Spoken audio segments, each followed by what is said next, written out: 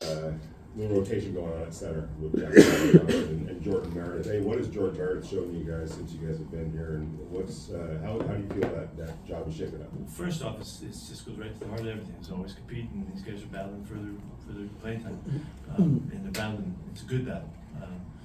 Yes, but Jordan specifically, he's done well. He played really efficiently last year. His numbers and his consistency really showed up, even though he didn't seem right as a regular all the time. So, he just opened our eyes in the offseason studies, and so we're just giving him a shot. JPJ's working his tail off, and both those guys are battling, so it just makes us better. And they're not the only two.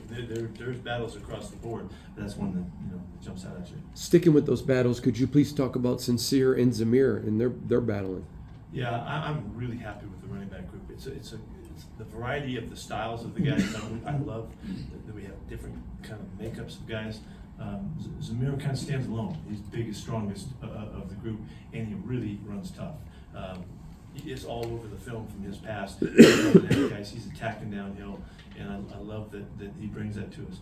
Sincere, who didn't get a lot of playtime last year, did really well when he did, and he's shown he's got a real knack. He's got really, really good quick feet that are real natural to the position, and he makes guys miss, and so right now it's just keep giving them the ball, and we'll just keep logging plays and reps, and we'll figure it out. But we're real happy with the spot. I also, just to say something about Ashton, he's had a couple great days now. He's done a little bit of everything. Ran tough, caught the ball well, looked elusive and fast and explosive. So it just makes the position group really exciting. And we don't have Raheem here; they're having a baby right now, and so we're giving him all that freedom to do that well. And but he's been in it too, so it's a good group. On the other side of the ball, can you talk a little bit about what you've seen, the energy from Jonah and just him trying, not even trying, he's fitting right in. Yeah. I've said this a couple times to you guys that Jonah had really flashed last year when he played, and didn't play consistently, didn't get in all the time, didn't log a ton of plays, but he shows all of the traits. He's really long, plays really aggressive, he's really good technique-wise, he's a little bit quicker than you might think for a big guy, and he uses it well. His resolve about coming from the off-season all the way through to camp is really clear. He's really on it. He's playing day after day after day. He's doing things right, he's playing really hard, and he's really tuned in, he's playing tough. So he's making a great pitch for you, and he's got there a lot. So it's good. Pete, talking about the DBs, JT Woods and Cameron Richardson seem to be ascending in a lot of ways. What about those two players? Okay, they're ascending. Yeah, well, JT came to us late, so we're just getting started with him. DCam he's been doing a really nice job. He's had some really competitive plays. He's won some one-on-ones just in the first couple days of pads here, and I've got high hopes for JT. He looks just right. He's really fast. He's really coordinated. Can catch the ball well and all of that. He listens and he's comfortable with what we're asking, the style of play. He's suitable. He looks pretty typical, I would guess, for us, for our kinds of guys. So he's going to get a heck of a chance to see what he can do and how he can contribute. So it's good positives to start with. You're talking about competition. Go ahead. Pete, we saw Devin with the interception today. Can you talk a little bit about your confidence in the group of linebackers? Yeah, this is a good group for us now. We have totally changed this position group, from what you've seen in the past, and these guys all bring background and experience and toughness and a hard-nosed attitude, physicality to them. It's pretty exciting, and to see that the effect they're having on the younger guys and kind of shifting their intensity and how they're playing coming downhill. Johnny Glenn's got some decisions coming up here. It's going to be a really competitive group throughout, and we can play 6 guys right now. They can all play, and they can get in there. So that's a good problem. It's a tough problem to deal with, but we'll figure it out. We haven't talked maybe a lot about Pratt and Drayton, but he brings a real toughness, and he has had a really diverse background in playing different spots and all. Very comfortable moving them around.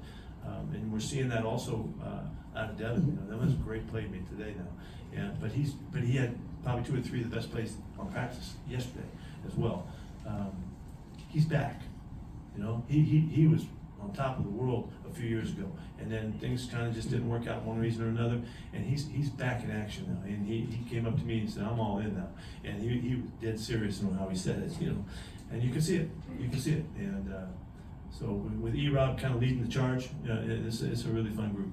Alex Bachman's a kid that just keeps making plays, just keeps showing up. Would you talk about him, please? Yeah, I'm not ignoring that. He has been doing it throughout the off season, and he's come to camp with the playmaking. It's happening. He's got the right spots.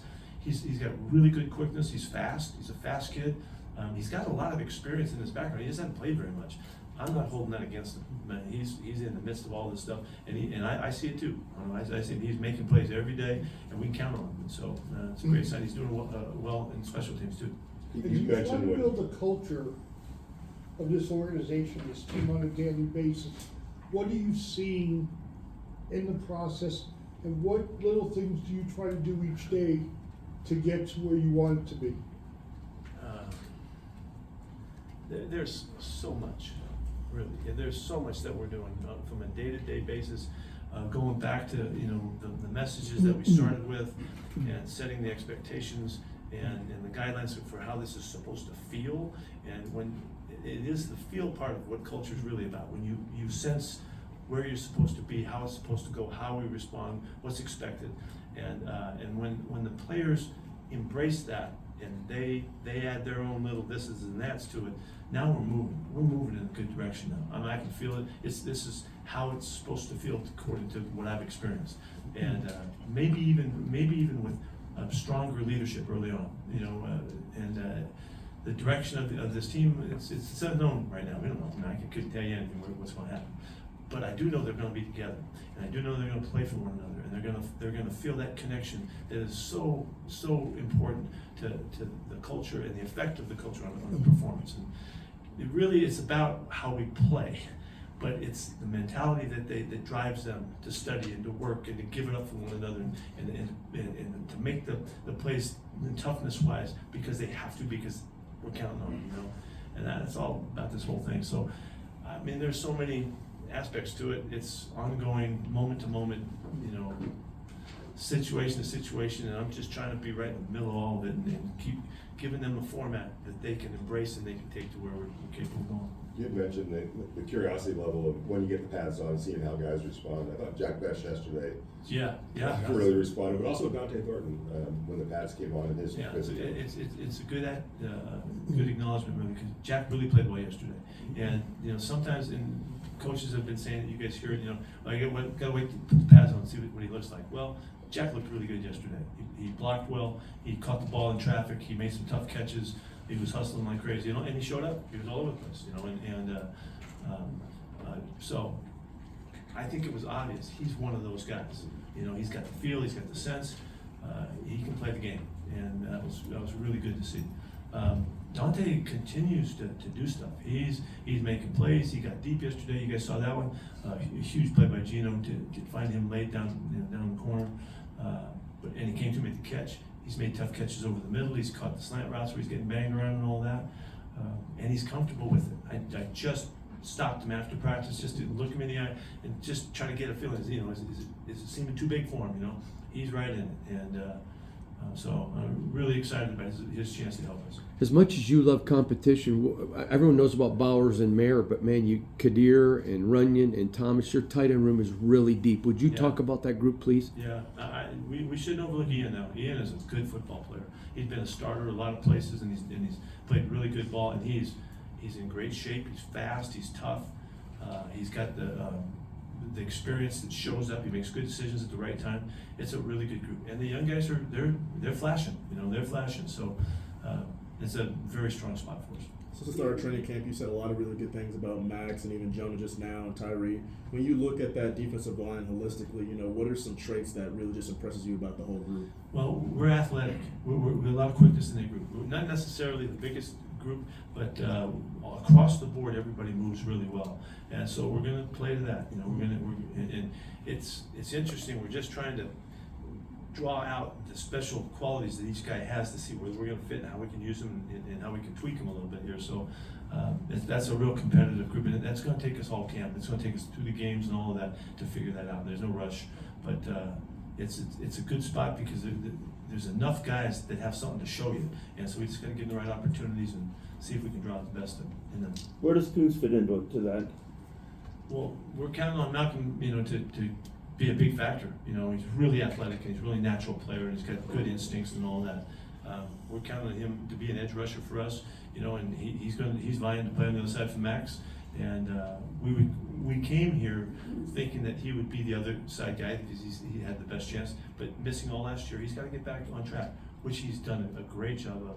Today on the turf, first time, he didn't get as many plays. I just want to make sure we get him through this first day out there and expect a lot out of him. So the group is going to be really competitive again.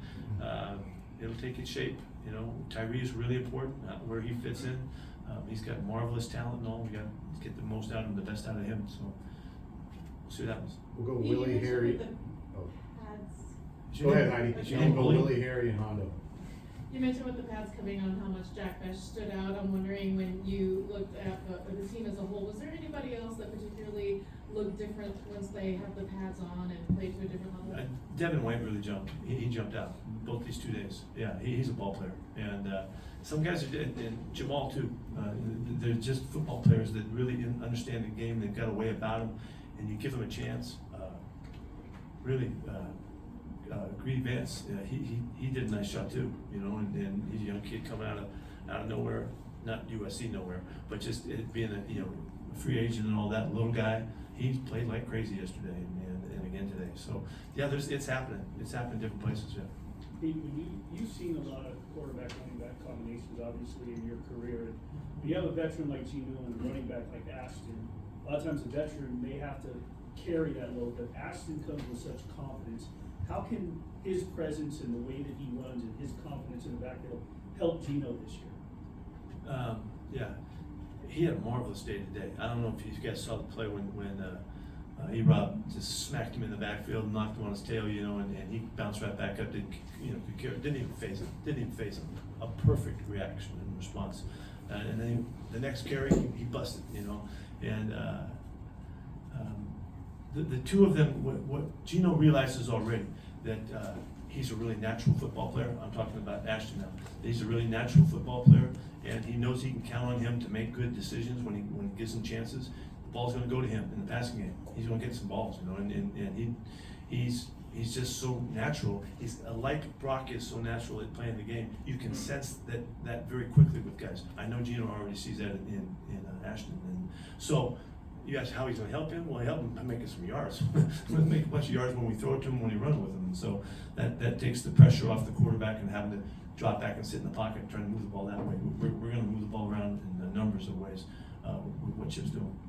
Coach, last week during Big Ten Media Days, Lincoln Riley started his press conference advocating for you to be inducted into the College Football Hall of Fame. How important would that be for you, and how does it feel getting that kind of support from Coach Lincoln? Well, somebody told me that Lincoln, that's a really nice gesture by him to say something about that, I guess. But I think you got to be in college football for 10 years. I don't think I'm qualified in that regard. But that's a nice thought. What do I think about that? Okay. Pete, this far into camp, can you tell us something that you're actually pleasantly surprised about? Maybe it's farther along than you thought it would be at this point, sir? There's two things. It's two guys. It's Chip and Pat. I think those guys are off to a really good start with what we're trying to do here. We're both sides of the ball are creative, and they're getting their message across, and we're able to. That's a lot of stuff we did today on both sides of the football, and so. I think those guys have taken their leadership opportunity and the challenge of, Patrick's had to adapt to, Coach Pete, and they're bugging him all the time. And Chip's office right next to mine. I'm in his office half the time, bugging him too.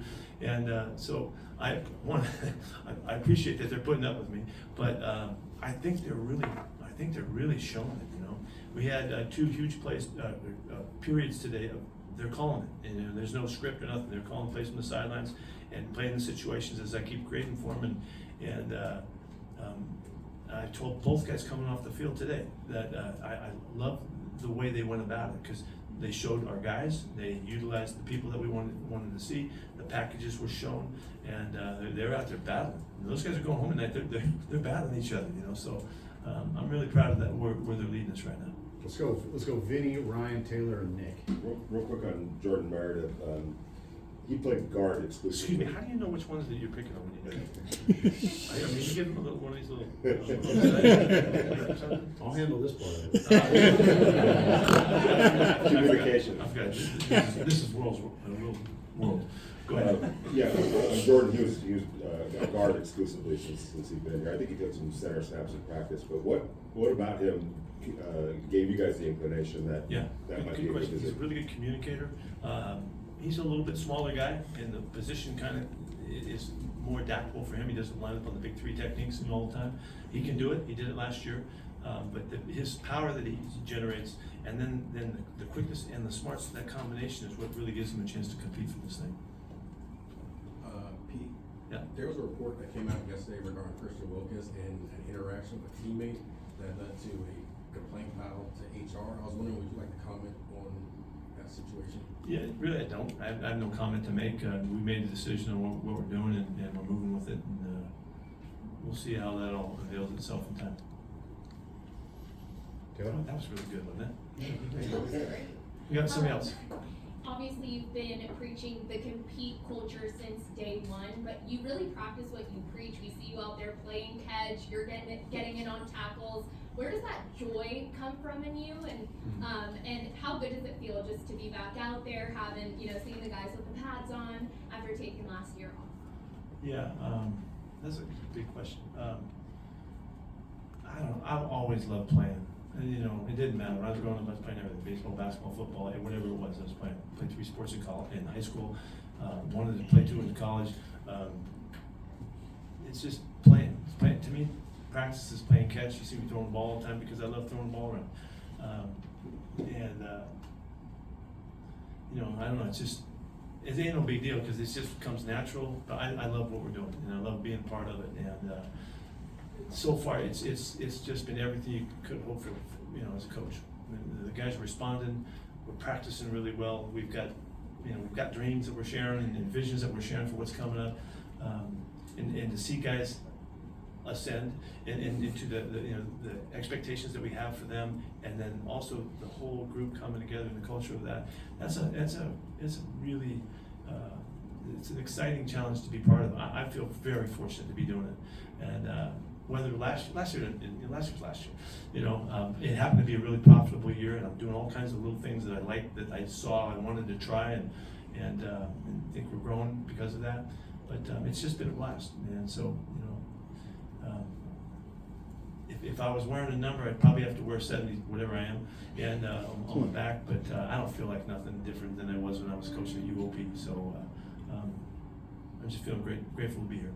All right, last one, Nick. Yeah, we've seen flashes from Aiden O'Connell over the last couple of years. How do you think Geno Smith has been helping Aiden take that next step in his game? Well, Geno's a great image for him. They're both similar. They're pocket guys that can really stand tall and stand up against the rush. They're both really smart. They both have big arm. They can throw all over the field. Aiden has done really well. We're really pleased with what he's doing, and he's challenging Geno every day with numbers and trying to outdo him, and that's exactly what we hope for. That's what competing's all about. But I don't have any problem with Aiden playing for us. He's in the game. It's just the way I felt about Geno over all those years when he didn't get to. This is in a good spot right now, and I can't wait for the games. He'll get a lot of play time in preseason, and he's going to do really well. Great, thank you, Coach. Thanks, everyone. Thanks, Pete.